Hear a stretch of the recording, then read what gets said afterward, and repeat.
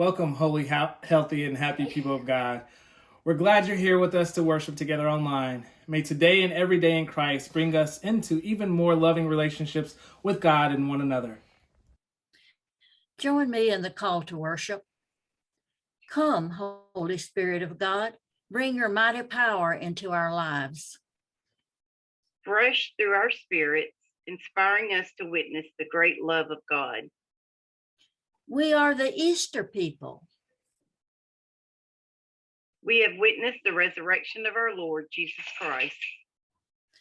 We are now called to be the people of Pentecost. We are called to boldly share the good news of God's love. Open our hearts, O people, to God's great power and love.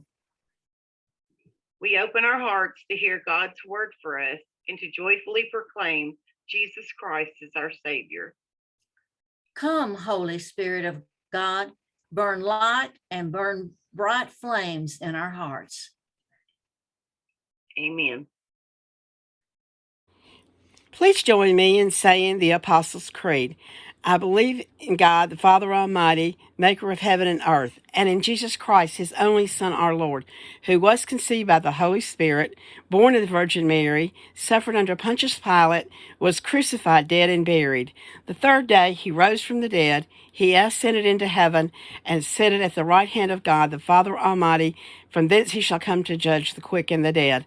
I believe in the Holy Spirit, the Holy Catholic Church, the communion of saints, the forgiveness of sins, the resurrection of the body, and life everlasting. Amen. Hi, Ezra here's Children's Devotion. We learned that Holy Spirit came and empowered the church on the day of Pentecost. And 2,000 years later, the Spirit is still here with us today. And this is why on Sunday we lit the candles to remind us that the Spirit is here with us in the sanctuary as we worship God and give God thanks for all the blessings. In this light, the Spirit is here to empower us to act according to God's will, such as being kind, loving, giving, and caring for others. But it also brings us closer to God. Sometimes we can feel we are close to God, and more than often we don't necessarily feel that way. However, regardless how we feel, the Spirit is indeed with us, and it brings us to God, not just by our feelings or intellect, but also it brings us to God by time. The Spirit brings us to God bit by bit, and each day we grow closer and closer to God. Just like your physical growth, you don't become an adult in a day. It takes a long time until you are fully grown. Physically, this is the same with us being closer to God, except the journey is much longer and hard to measure. But you can be assured of is that the Spirit will never leave you. And as you are getting better at act on God's will, you know you are on the right track. The Spirit is here to help us to love, promised. And that is all for today. See you next time.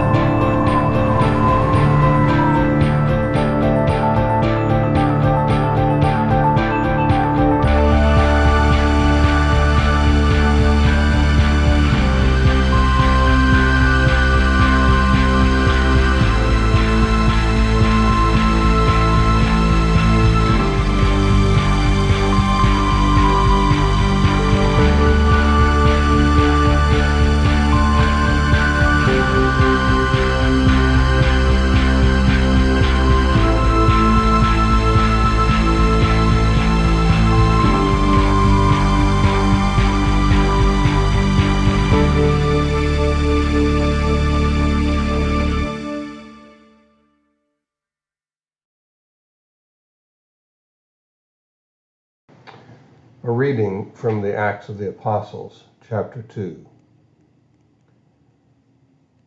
When Pentecost, the 50th day after Passover, came, all the believers were together in one place.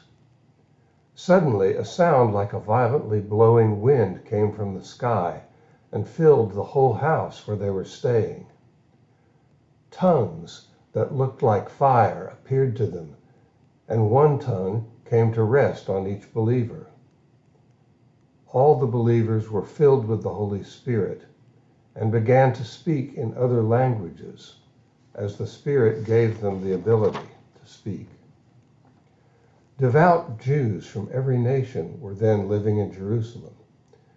They gathered when they heard the wind.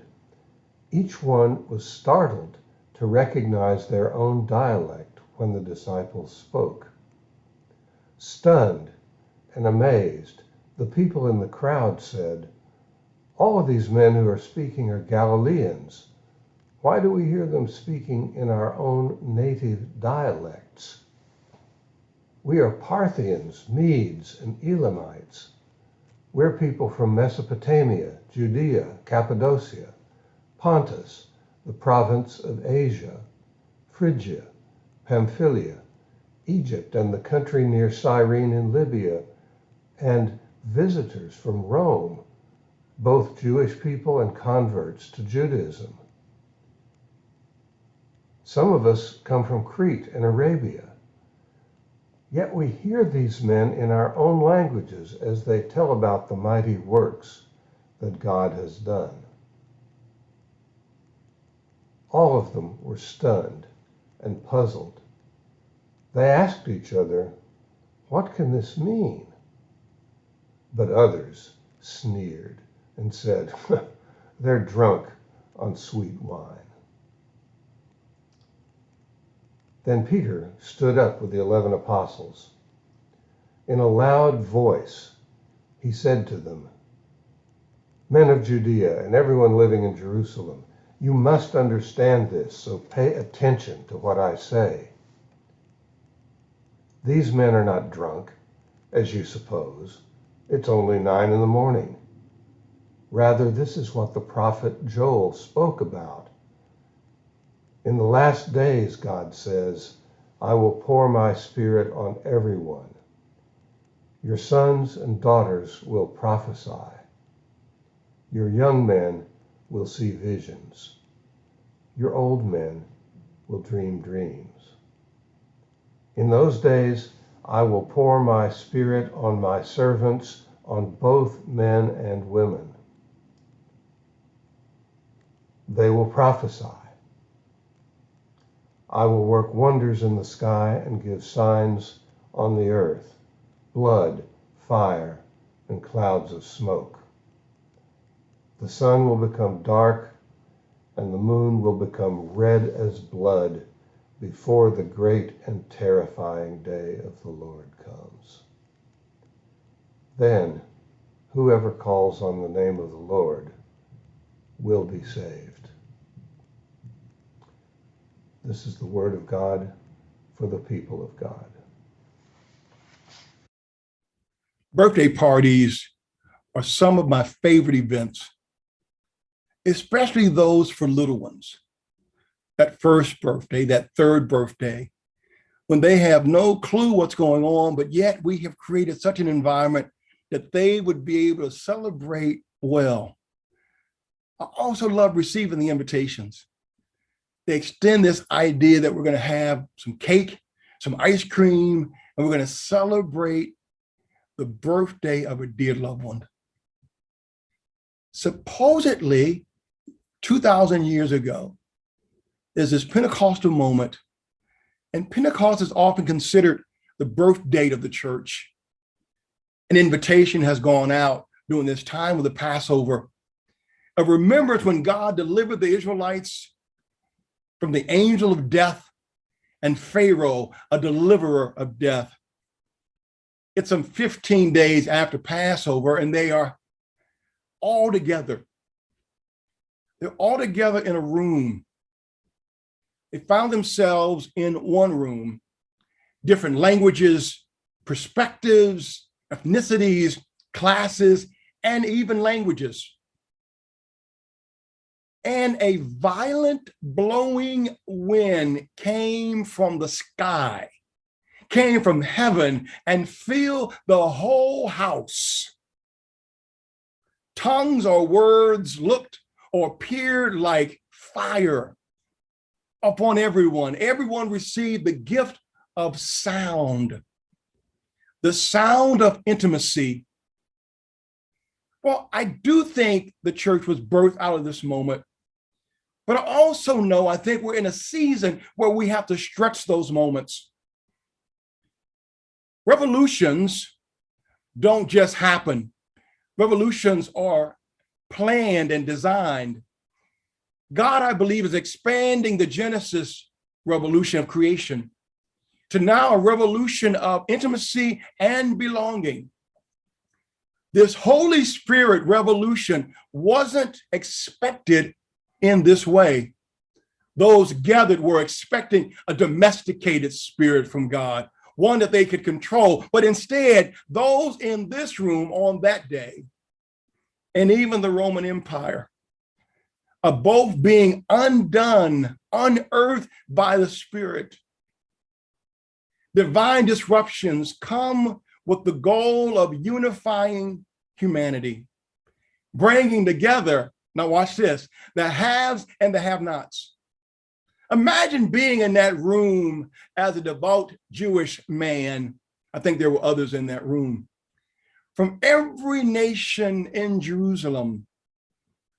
And as you're speaking, you hear in other dialects, you hear the translation of Peter's words so that you can hear it in the way you hear best. However, in this moment, here's what's interesting. In this moment, they become stunned. You ever been stunned? All these men are speaking who are in that space are Galileans. And there's some other folk, but there are other locations. But these men who are speaking are Galileans, which is interesting because it is believed that the original 11 disciples were from Galilee or somewhere in close proximity. The Galilean accent was different from the Judean accent. The proud Judeans insisted that their language was precise and perfected, whereas the Galileans were sloppy and couldn't even be interpreted correctly based on the law. It is this accent that gave Peter a way of also denying Jesus. How we speak doesn't limit the Holy Spirit. God specializes in taking those in the world who are considered uneducated and foolish to reach others for Christ in other places. You remember Moses. Moses, a great leader of the Israelites, claimed that he had a speech problem. He was slow of speech. And God responded, "Who has made man's mouth?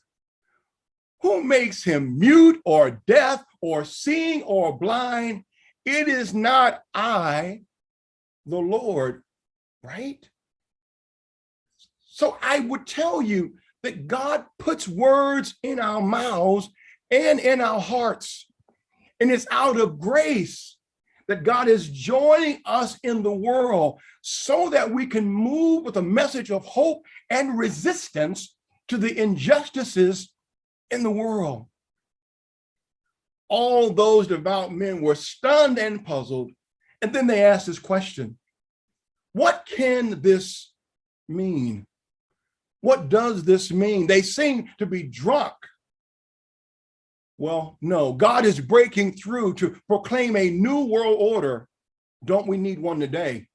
God is stepping into the earth to destroy social orders of slavery in any form they present themselves. Yes, physically and mentally and emotionally and racially and so on. there is a misperception, a misdiagnosis of who's in the room. God's revolutionary intimacy gives birth to belonging and not bureaucracy. Peter is drafted to speak. He has nothing to say until the Spirit speaks through him. This Spirit is God's love in action. God's love cannot be tamed or controlled or planned. God has come to them, for them, resides on them, and even within them. Often the question before us now and then, where is the Holy Spirit taking us? And into whose lives is God aligning us? Peter's words are for those in the room. Number one, I think Peter says that the Spirit exists within us. Aha, just not a few of us, but God wants the Spirit to reside in all of us. Number two, I think we never stand alone. So when we know these things, we can stand in the gap. We can stand when resistance comes. We can stand when it even feels like we're standing alone. Last week, some clergy and laity were down at the governor's office for a press conference, and we wanted to deliver to the governor's office a resolution about peacefulness and gun reform. Well, when we get down there, we realize that there was a strategy to turn off the lights, close the doors, and not have any of the governor's employees on site. Well, initially, we were a little taken back by that, but then we realized that this is a revolution of intimacy. We're bringing peace. We can't get caught up. And so every time we called a name, we had a stuffed animal. And for those two teachers, we had roses. And we placed those at the governor's front office door. After the press conference was over, someone stayed around and videotaped a group who came and pulled up the 19 stuffed animals, the roses, and our letter, signed by over 40 clergy. And they asked, are you about to throw these things out? And they didn't respond. Peter's in this place where he stands with the apostles, and in a loud voice, doesn't whisper, he says, men of Judea and everyone living in Jerusalem, please understand this. These men are not drunk, as you suppose. It's only 9 o'clock in the morning. Rather, he quotes the prophet Joel, and he says, in the last days, God says, I will pour out my Spirit on everyone. Your sons and your daughters will speak what God has revealed. Your young men and young women, your old men and old women will have visions and dreams. Eventually, we all stand for something. God's grace is extended in this moment, real grace, untamed grace, undomesticated grace. God is revealing a new world order. This grace replaces our vision of power over people to power for people. Yes, we must go. Mary, the mother of Jesus, has the same intimate miracle moment with God's Spirit. God's Spirit creates belonging and intimacy. Mary, too, is an outsider and gets invited to the celebration of intimacy by joining God in God's revolution of grace. Those gathered as we gather are open to the movement of intimacy in our voice, our memory, our body, space, and place. God's voice runs through us. We simply need to hear in our own language.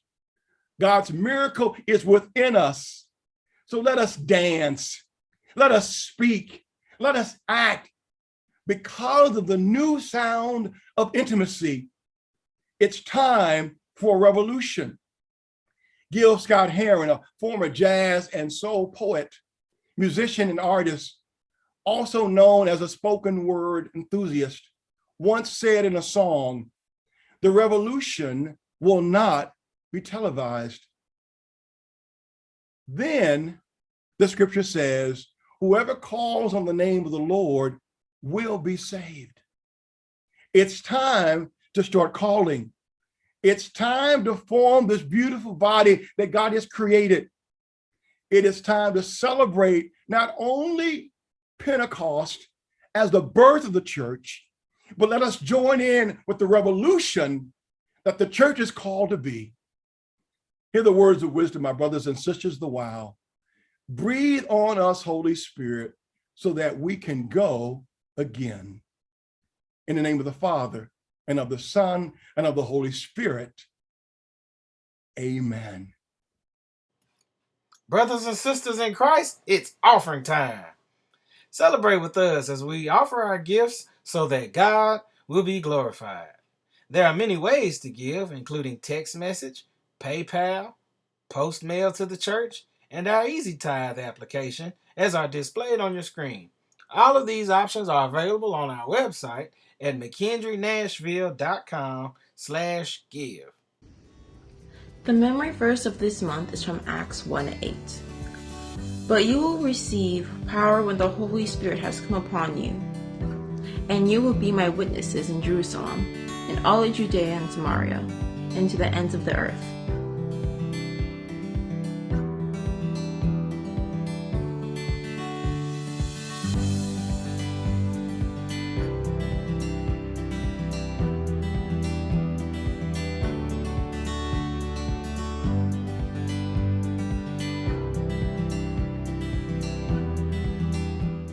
Jesus, stand amongst us, your people, with power and authority.